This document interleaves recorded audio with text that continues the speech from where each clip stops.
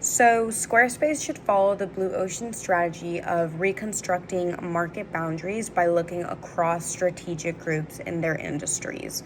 For example, in the document that we had to read as a class, chapter 3, it discussed the Blue Ocean strategy of a company, Curves, who did this successfully.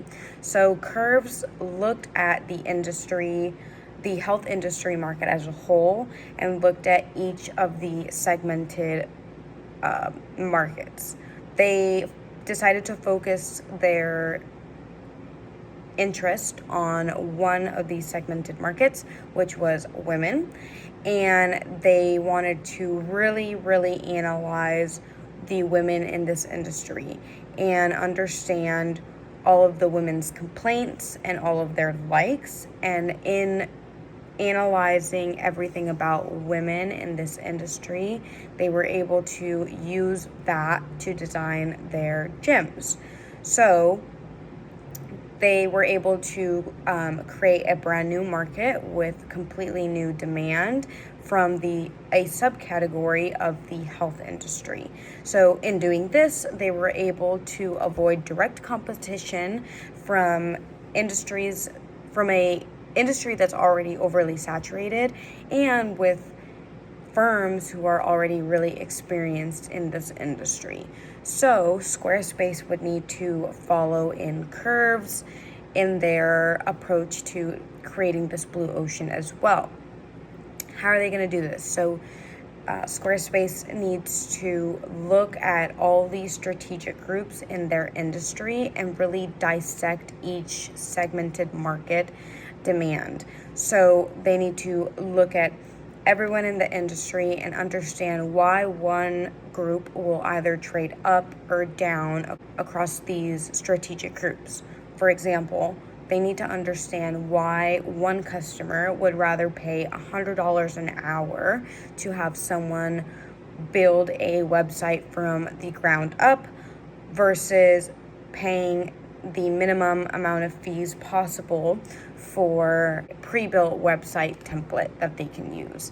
And when analyzing these two categories and understanding why one customer trades up and why one trades down, they can get a better understanding of where there is a gap in the market, who is being underrepresented and who is not being served by their industry. And they're going to take that person who's underrepresented and not being served by the current offerings of the industry and create a brand new demand for these people.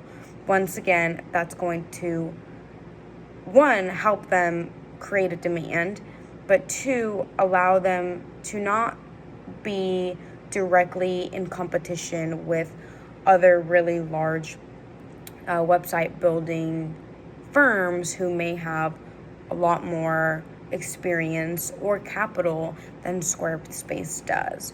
So by Squarespace asking the right questions about the right customers, about the right strategic groups, they can create a demand for these people who are being underrepresented, and it's going to create a unique positioning for them where customers don't have the offerings available to them. This method is going to help them increase their profitability.